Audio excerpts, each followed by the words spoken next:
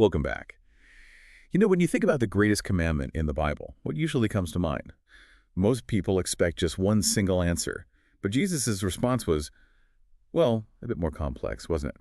And that complexity is exactly what we're diving into today. We're looking at some really fascinating research from a Korean series, Biblical Humanities with a Companion. It suggests there's been a pretty significant historical mistake in how we interpret the Bible. Our mission here is to unpack how this error might still be affecting us, our society, even our personal faith, maybe without us even realizing it. We might even end up rethinking terms like contract in a whole new light. That's right. And this isn't just, some dry academic exercise. The implications are actually quite profound and touch on everyday life, everyday faith. We're talking about things with real-world consequences that might be hiding in plain sight. It could really shift how we see faith and our role in the world around us. Okay, so let's jump right into that key moment. A lawyer comes to Jesus and asks, what's the single most important commandment? But Jesus gives two answers, doesn't he? He does. He says, love the Lord your God with all your heart, soul, and mind. And then adds, love your neighbor as yourself. So what's the big deal about him giving two answers when asked for one? Well, the crucial part, according to our source, is that little phrase. The second is like it. It's often taken to mean, the second one is also really important. But the argument here is much stronger. It's saying they are essentially one and the same, fundamentally inseparable, like two sides of a single coin. Ah, okay. So not just related, but identical in essence. The lawyer asked for one, and Jesus gave two inseparable aspects of that one thing. Precisely. Love of God and love of neighbor aren't two separate duties. They're a single, unified command. That's interesting because usually when we think love God, the first things that pop into our heads are often, worship services, prayer, maybe offerings, church activities, that kind of thing. Does that picture feel complete based on this interpretation? Well, that's the common view, but the source really pushes back on that. It argues for a much broader, much more concrete understanding of loving God.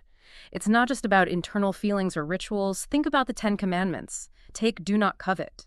The source reframes this not just as don't desire what others have, but as an active command. Active. How so? Active in the sense of protecting your neighbor's basic rights, their livelihood, ensuring their stability. So loving God isn't just about piety towards heaven. It's demonstrated, it's proven through how you treat the person next door. It means actively caring about their economic well-being, their basic survival.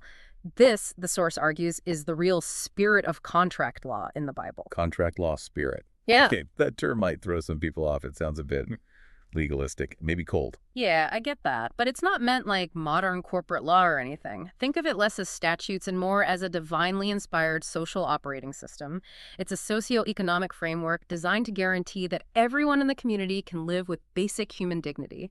It's about ensuring no one falls through the cracks. Can you give some examples of what that looked like? Sure. The Old Testament is full of them, actually. Like the Jubilee system, the Rion, This prevented land from being sold off permanently. So even if a family fell into deep poverty, they wouldn't lose their means of survival forever. Their land, their livelihood would eventually return. That's a safety net. Okay, I see. Preventing permanent destitution. Exactly. Or think about the rules for interest-free loans to neighbors in need. Or even the practice of leaving grain in the corners of fields, the duhum, ban matungi goksik. Right, for the poor to gather. Gleaning. Yes. These weren't just nice suggestions for charity. They were understood as concrete obligations tied directly to the command to love God. It was about building a just community structure. That really grounds it, doesn't it? Takes it from an abstract feeling of love to very practical life and death issues, food, land, economic security.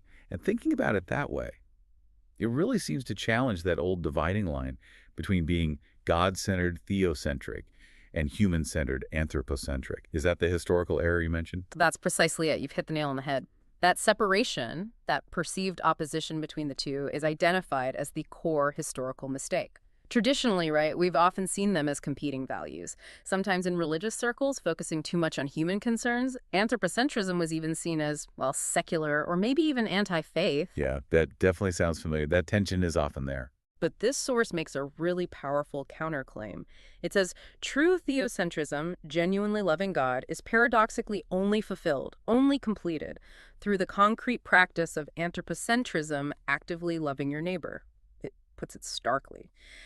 Theocentric is anthropocentric, and anthropocentric is theocentric. They are one. This wasn't some later add-on. It was central to the original message. Separating them fundamentally distorted things. Wow. Theocentric is anthropocentric. That really flips the script. So if loving God is fulfilled by loving people, what does that say about all those religious rituals, the sacrifices, the worship services that people often prioritize? That's a critical question, and the source points straight to the Old Testament prophets, like Isaiah. God speaks through Isaiah, and it's pretty shocking. God says things like, I can no longer endure your burnt offerings, and even, I wish someone would shut the temple doors. He calls the smell of their sacrifices disgusting. Shut the temple doors. Disgusting. Why such incredibly harsh language about acts of worship? Because in Isaiah's time, those rituals had become empty shells. They were performed in a society where justice had collapsed, where the poor were oppressed, where that contract law spirit, that active love for neighbor was completely ignored. So any outward show of piety, any sacrifice offered while ignoring the suffering next door, wasn't just meaningless, it was an abomination to God, an offensive stench. That's incredibly strong. Rituals without justice, without that neighborly love, are actually offensive to God. It makes you wonder, where did we go wrong? Where did this split, this historical error, actually begin? The source traces it back significantly to the Middle Ages and says it really intensified during the Renaissance. The Renaissance, how so? Well, as Renaissance humanism started emphasizing human potential, reason, and value, often as a reaction against what was seen as excessive church power, or focused purely on the divine, Christianity sometimes reacted defensively. Instead of integrating this renewed focus on humanity, the reaction was often to double down on theocentrism, almost setting it up against humanism. An adversarial relationship was created. So it became like an either situation, God or humanity. Exactly. And in that process, that vital original connection, the understanding that true love of God is expressed through love of humanity, got lost, severed. It wasn't just a subtle theological disagreement. The source argues it was a fundamental distortion of the Bible's core message. That's why, for centuries, you might hear teaching suggesting humanism is dangerous to faith. Okay, so if we follow this logic, true faith isn't about escaping the world's problems to focus on God, but about engaging with humanity's concrete problems. Poverty, injustice, community well-being, precisely as the way to serve God.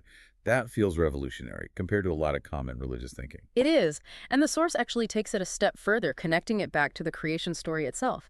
It poses a really interesting question. We usually think of ourselves imperfect humans doing things for God, right? Trying to serve a perfect being. But logically, what can an imperfect being truly add to a perfect, all-sufficient God? Can our actions really enhance God's perfection? That's a good point. Okay. What can we add? So the source flips the perspective. What if it's the other way around? What if a perfect God exists and works for the benefit of imperfect humanity? This actually aligns perfectly with Genesis, where God creates humans in his image and makes them stewards, caretakers of the world. It implies an incredible inherent dignity and purpose for humanity. God exists and works for humanity. If that's the case, then our primary focus shouldn't be trying to perform for God, but rather participating in God's work for humanity, improving the human condition, building just communities. To claim you serve God while neglecting the needs and dignity of people becomes a fundamental contradiction in this view. That is a massive shift in perspective. The idea of God existing for humanity, it feels almost alien, which maybe just shows how deeply that historical error, that separation, has taken root in our thinking. It really might. But here's where it gets even more fascinating. The source uncovers something remarkable. This very philosophy, this human-centered theocentrism, the idea that theocentric is anthropocentric, finds incredibly strong echoes in ancient Korean thought. Really? Ancient Korean thought, that seems like quite a leap. What kind of parallels are we talking about? It's quite striking, actually. For example, you have the founding ideology of Goseon, Korea's first kingdom, Hongik Ingan. It literally means to widely benefit all humanity. Widely benefit all humanity. And this wasn't just a nice ideal. It was meant to be put into practice through something called Hawa, basically rationally and scientifically managing the world to solve real problems for people. Food, health, justice. It sounds remarkably like that biblical contract law spirit focusing on basic life needs, doesn't it? It really does. Solving practical problems for the community's well-being. Then you have other concepts, like Chanjian, heaven, earth, and humanity being equally important pillars of the cosmos. Humans aren't just part of nature, they're central. And even more directly, you look at the Donok movement from the 19th century, their core tenets were Innaecheon, humans are heaven, and Innaecheon, Serve people as you serve heaven. Serve people as you serve heaven. That's incredibly close to Jesus saying loving your neighbor is loving God. Isn't it? It's almost the exact same principle, arising in a completely different cultural context. It suggests this idea of human dignity and community responsibility being intertwined with the sacred is perhaps a universal human value. That's amazing. We often don't realize the philosophical depth embedded in our own cultural histories, wherever we're from. Exactly. And the source even draws a line from this deep-rooted philosophy to the modern phenomenon of Hallyu, the Korean wave. Hallyu, K-pop, and K-dramas. How does that connect? The suggestion is that the global appeal isn't just about slick production or catchy tunes. It might be tapping into something deeper, that underlying cultural DNA shaped by Hongik Ingan, that profound respect for humanity, the emphasis on community, the yearning for equality. This resonates across cultures, perhaps because it touches on something fundamental. The provocative idea here is that maybe, just maybe, Korean culture managed to preserve and embody this theocentric is anthropocentric value, the very essence the source argues the Bible originally taught, which got distorted or lost in parts of Western Christianity. Wow. That Korean culture might hold a key to understanding a lost biblical truth. That's a really bold and fascinating hypothesis. It is. Of course, it's not saying modern Korea is a perfect utopia embodying this, but that the philosophical root, the cultural DNA is there and remarkably strong. A truly thought-provoking idea. But alongside this fascinating connection, the source also highlights a pretty grim reality, doesn't it? About the ongoing impact of that historical error. Yes, absolutely. And this is crucial. This isn't just history. The source is emphatic that this mistake, this split between loving God and loving neighbor, is still incredibly active and causing real harm today. And perhaps the biggest problem is that most people are completely unaware of it. They've inherited this split thinking without ever questioning its origins or validity. So what does that look like now? What's the harm? It leads to this. Well, this contradiction in faith we often see. People might sincerely profess love for God, attend services, pray, yet remain strangely indifferent to the suffering of people around them or turn a blind eye to systemic injustice. It's because they've been implicitly taught, perhaps for generations, that these two things, personal piety and social action, operate in separate spheres, theocentric over here, anthropocentric over there. Never the twain shall meet. Right, so the connection is broken. Exactly. And the source points out the irony. The world might be consuming Korean dramas and music, drawn to something in that culture, but remains largely oblivious to the deep philosophical roots that might actually align incredibly closely with the original undistorted message of the Bible itself. So this harm continues, largely unseen, unrecognized, and therefore unaddressed.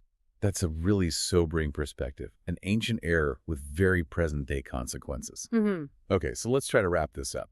What we've uncovered in this deep dive is that the heart of the Bible's commandments, including Jesus's greatest, isn't just about abstract belief or performing rituals. It's about the concrete, active love of neighbor. It's about building a just, caring community based on what the source calls that contract law spirit, ensuring everyone's basic dignity. And recovering this means seeing theocentric and anthropocentric as fundamentally unified, not separate. Yes, and realizing that the historical separation of these two is an error that helps explain why faith can sometimes feel so detached from real-world problems. And then there's that stunning parallel with ancient Korean thought. Hongik Ingan and Innaecheon, suggesting this unified vision is a deep, perhaps universal human value. It's been a rich exploration, and we really hope it's given you, our listeners, a lot to think about regarding your own faith, your community, and how these ideas connect. Definitely. And that leads us to our final thought for you to take away and ponder. If this idea holds true, if St. Innaecheon, serving people as you serve heaven, and Jesus' teaching that loving your neighbor is loving God, really capture the Bible's essence, then how can we, today, using this recovered understanding, actually apply these contract law principles in our own societies? What does that look like beyond traditional religious activities? What would a truly just, caring community, maybe even a modern-day dawn society, look like in the 21st century? A challenging question, but one worth wrestling with. Indeed. We hope this deep dive has spurred some deep thinking on that very question. Thanks for joining us.